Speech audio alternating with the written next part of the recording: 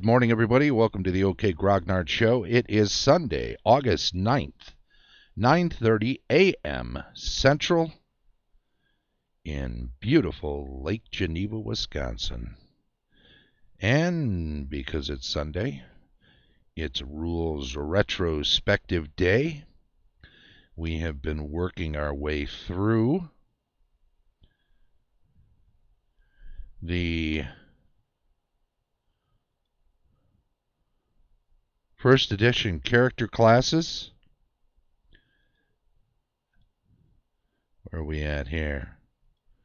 Am I not showing up on here? Let's try that again. I was not appearing on Twitch to my own mind, but here I am. So, must be fine. Anyway, maybe there's just a big lag right now. I don't know. What are you going to do? It's Old School Gaming Day, first edition character classes, but do we want to start with that? Or do we want to instead do something a little bit different insofar as looking at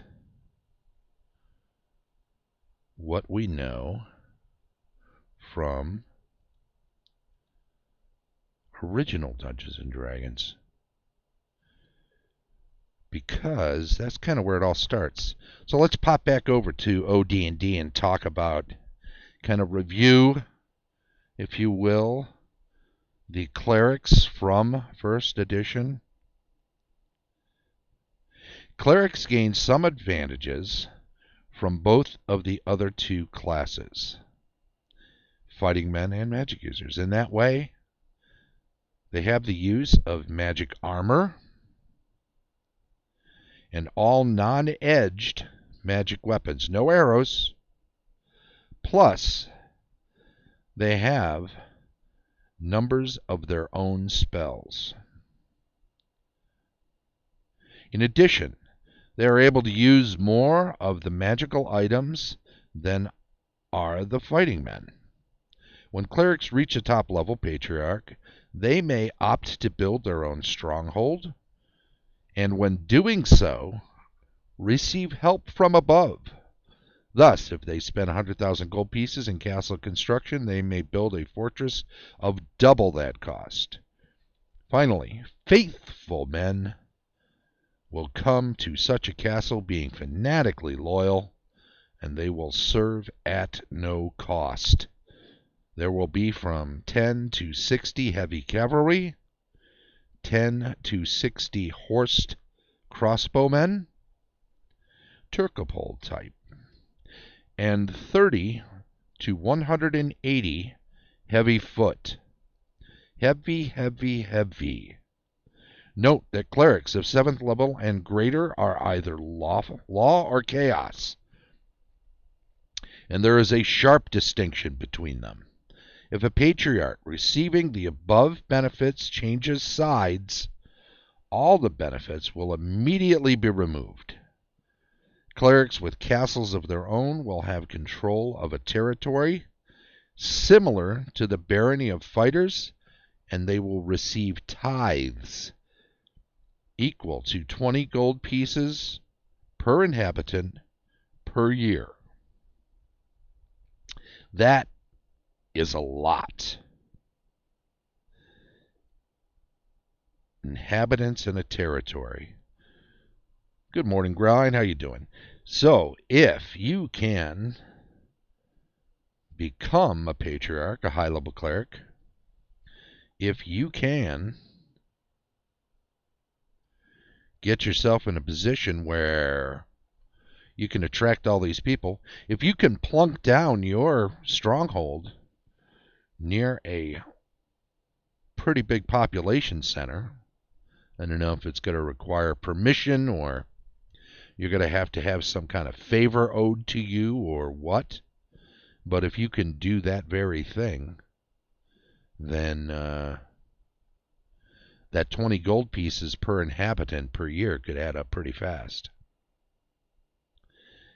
especially since you paid half of what it would normally cost for construction, and your faithful, fanatically loyal followers come at no cost. That is huge. So notice this.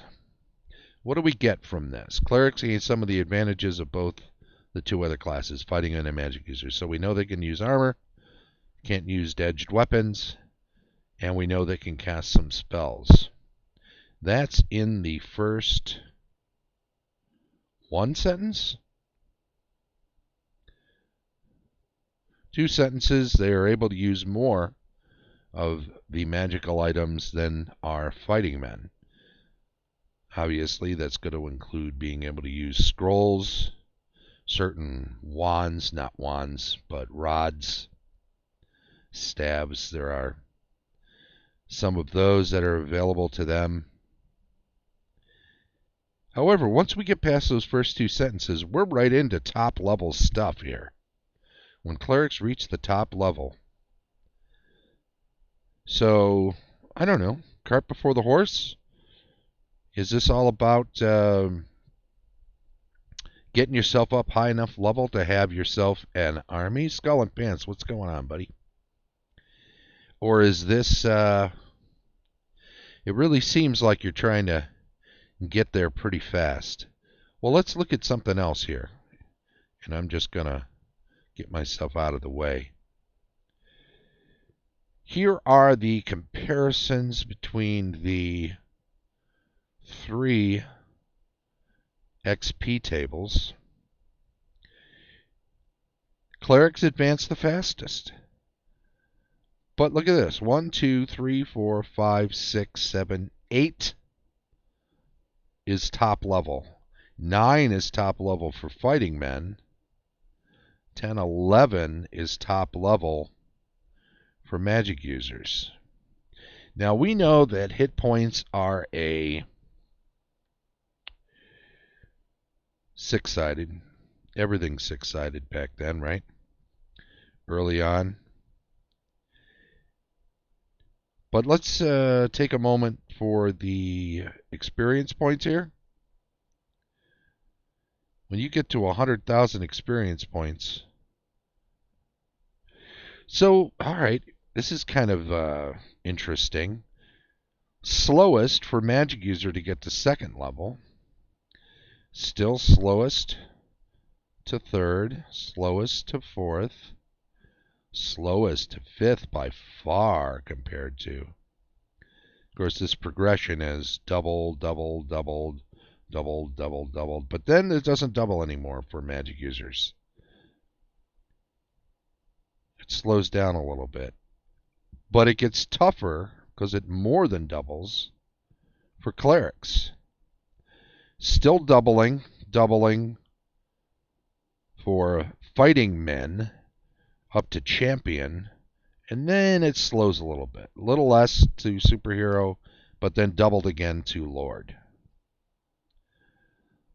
Magician, wizards, less than double, even less than double, even less than double, because look, this is 15, 25, 25, then it doubles again, but then it's just 100,000 to the top level. So it's kind of wonky, right? Over here we got double, double, double, double, more than double, double, and double all the way up to the top. 100,000 there, 100,000 there. Fighting men are actually slowed more than anything else, right? And then, of course, elves cap out at hero and warlock. Dwarves cap out at Myrmidon. What else do we learn from? Look at the accumulated dice. Well, I love the names, right? Acolyte, Adept, Village Priest, Vicar, Curate. Bishop, Lama, Patriarch, 9th level Patriarch, 10th level Patriarch. So 1, 2, 3, 4, 5, 6, 7, 8. Our top level Patriarch only has 7 hit dice because from 4th to 5th, you don't get a full die. You just get a +1. Now remember, there's 6-siders, right? This is that fighting ability, right? Spells. Notice no spells at first level in original D&D for a cleric. And after that, it's kind of slow. Until we get into first edition, when you get that wisdom bonus, you're really progressing slowly with spells. Look at this. You don't even get 6th level spells. It only goes up to 5. And we'll get into that in just a few minutes. But check out the progressions for saving throws, too. And remember, failure to make the total indicated above results in the weapon having full effect. So, wands, that sort of thing, right? Or weapon like a dragon's breath or a spell, staff, whatever it is. I.e., you are turned to stone, take full damage from the dragon's breath, etc. Scoring the total indicated above or scoring higher means it has no effect, death ray, polymorph, paralyzation, stone, or spell. Or 1/2 effect, poison scoring 1/2 of the total possible hit damage, dragon's breath scoring 1/2 of its full damage. Wands of cold, fireballs, lightning, and stabs are treated as indicated, but saving throws made result in 1/2 damage. So we were doing that earlier. Morning, Luxfire22. What's up? Now let's look at the different progressions here. Levels for different classes. 1 to 3, 4 to 6, these are fighters. 7 to 9, 10 to 12, they progress pretty fast. They gain saving throws faster than, but they don't have the best saving throws. Except for turning to stone, which is the magic user's best, or where magic user is best, or dragon breath where fighting men are best, and only by 1, the cleric, generally speaking, has the best saving throws. And that's from levels 1 to 4, so a little slower progression than the fighting men, but faster still than the magic users. Interesting that these tables, magic user, cleric, go up to much higher than experience tables would suggest. So even after you get your stronghold, it's figured in that there'll be some progression or the potential to play on beyond those, that it's not a cap, those high levels, right? What do we got here too? Let's look at the cleric's progression for death ray and poison. 1 to 4, we got 11. 5 to 8 drops by 2. 9 to 12 drops by 3. 13 plus drops by another 3. On wands, we've got 12, drops by 2 to 10, drops by 3, only drops by 2. Stone, 14, drops by 2 to 12, drops by 3 to 9, only drops by 2. Dragon breath, 16, drops by 2, drops by 3, drops by 3 on dragon breath. Ooh, that good faith helps you, huh? Cleric, 15, drops by 3, drops by 3 to 9 now. 15, 12 to 9. Only drops by 2 at the high level. So we see that when we get up into the higher levels, Clerics the best on Death and Poison. Tied for the best on Wands. Not so much on Stone. They both have them beat by 2. Fighters on Dragon Breath have them beat by 3, but they're the same as Wizards, Magic users. And Magic users are best at stabs and spells. Clerics pretty far behind, but still ahead of the Fighters. Looking at their spell tables, and we won't get into each spell because this is academic, looking at them as an AD&D character class in deference to getting some history on them before we look at the first edition, which will be next week. But 6 spells, 4 spells, 4 spells, 6 spells, 6 spells. Okay? Not a lot in the middle there. But all the usual suspects are there. They seem to be mostly healing and support spells, right? Find Traps is in there. Thieves had not been invented yet on their own, so who else is going to protect you from traps than a cleric who doesn't want to have to heal you later? Cure disease, remove curse, locate objects. Well, that's divination, right? And divination is traditionally what priests in ancient societies were probably most often looked to for. Sure, they'll save your soul and maybe they can bind your wounds and that sort of thing, but without magic spells in the real world, ancient priests weren't really magically healing anybody, or maybe they could detect evil, and I'm doing air quotes right now. Let's try that again. Maybe they could detect evil. Because, why? Well, because they could make accusations, right? However, neutralize poison? Well, sure, right? They could make poisons or perhaps make antidotes. Alchemy?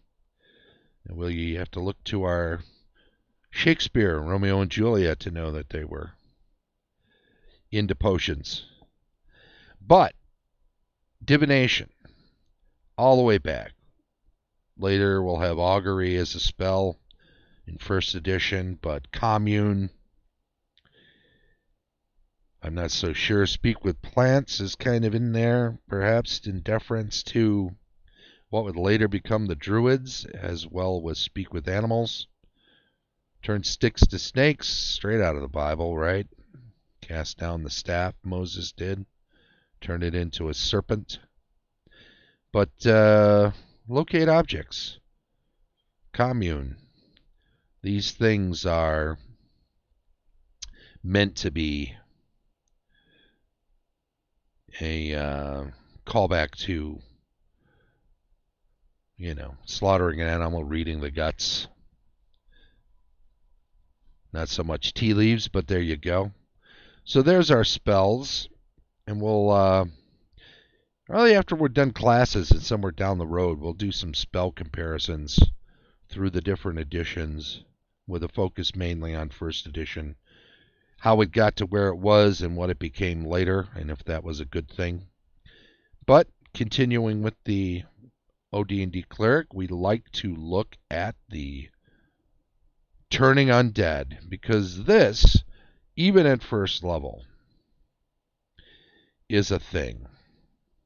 Skeletons, zombies, and ghouls. If you're running into wights at first level, well, then you're totally using randomness on the tables, and this is probably happening outdoors because the tables for underground monsters are skewed toward you not running into things that are so tough, provided you don't delve too deep. But look at that. Your first 3, you have a shot. Almost, 50% or better, right?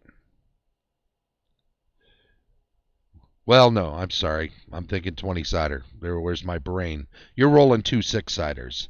50% or better for skeletons.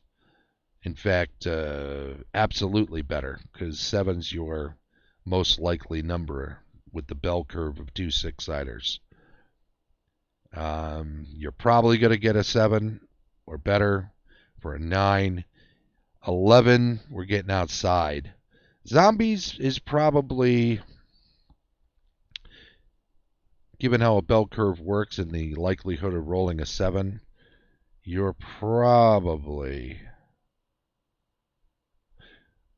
Lexfire 22 mentions ghouls are some of the tougher, lower-level creatures. No doubt about it, right? You don't want to turn into a ghoul.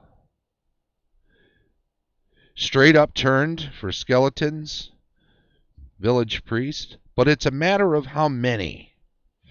So looking down below here at the T equals, monster turned away, up to 2 dice in number. Full explanation of each spell follows. Note that underlined cleric spells are reversed by evil clerics, something worth noting. Also note clerics versus undead monster table indicating a strong effect. Varies clerical levels on dead, however. Evil clerics do not have this effect. The entire effect being lost. Now I'm not sure. Dispelled, dissolved, D equals. Up to 2 dice in number. I'm pretty sure the way we always did that was number of creatures up to 2 dice in number. That, of course, later becomes number of hit dice worth of monsters, right? And I don't know, maybe there was a sage advice that said that's how we should have been doing it in original edition, but I do not recall. So there you go. There's a mystery. If I find out or remember or manage to research it before next week, we'll bring it up then when we're dealing with the undead tables in first edition. Where are we at here? Oop! Let's go back to here. Let's get back to here. All right. I think we can just take that down. Good enough. So we've gone through the original edition. This is the beginning of the first edition write-up for the Cleric. But we're at 23 minutes. Why don't we do a slightly shorter one today? I think we might as well, because we won't get too far into this and then we'll have to cut it short anyway. So we've done a history of the Cleric prior to first edition, essentially. That gives us some good information to think about. If anybody comes up with that dissolved, dispelled, number of hit dice or number of creatures question answer before next week, please do let me know. We'll make sure to clarify that next week then, if we can get that information. It doesn't say otherwise.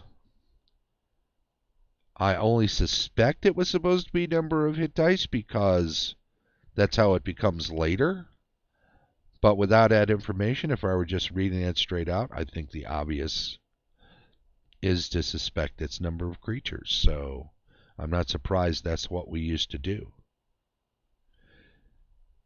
Anyway, any questions from the chat? We usually don't finish up fast, so normally I'm trying to scramble to not go too far over 30 minutes, but we owed a few minutes this time. What should we... I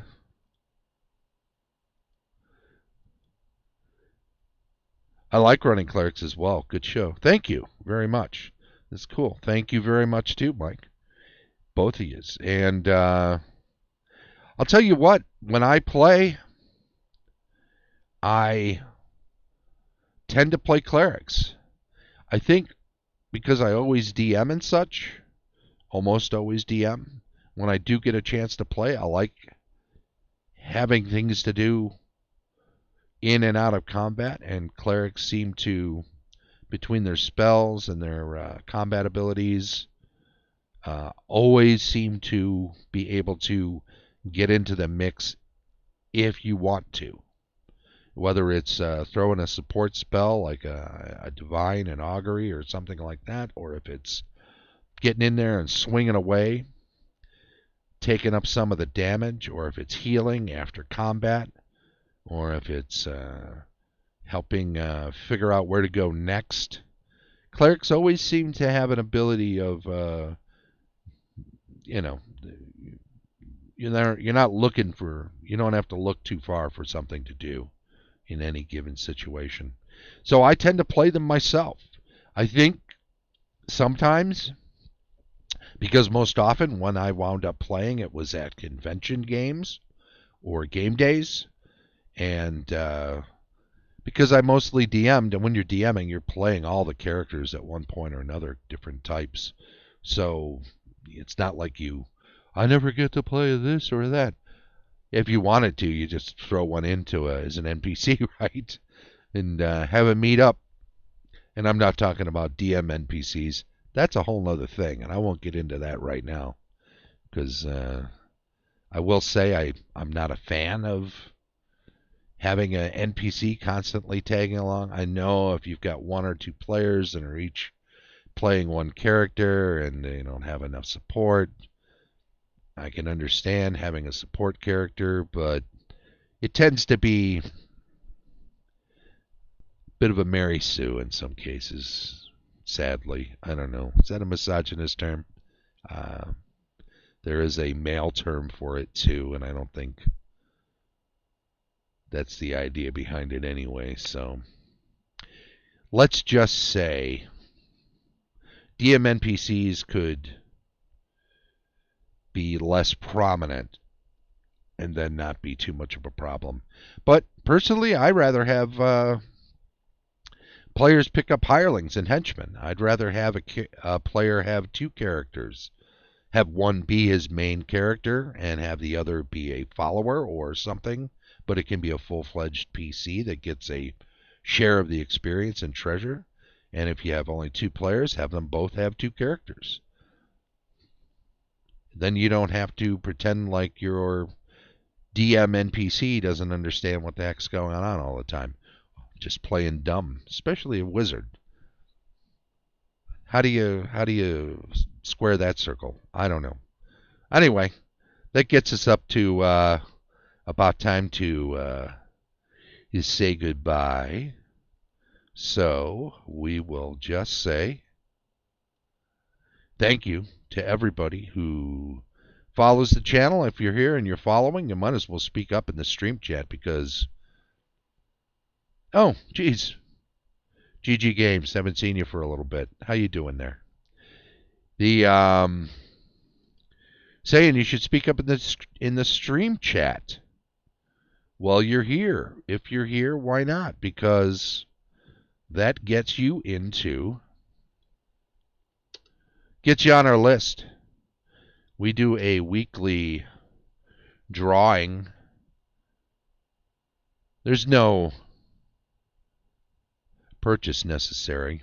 And the only reason we ask you to speak up in the chat is because that eliminates the possibility that you're just a bot of some kind or other. I don't know how other people feel about those bots, but when I figure out that something's a bot, I usually just ban it. That's the easiest way. So, absolutely, if you're here, if you're following the channel, speak up during the stream chat, and that way we know you're for real.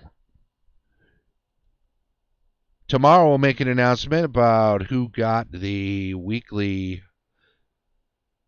gift from the channel. It's a virtual game whole con badge.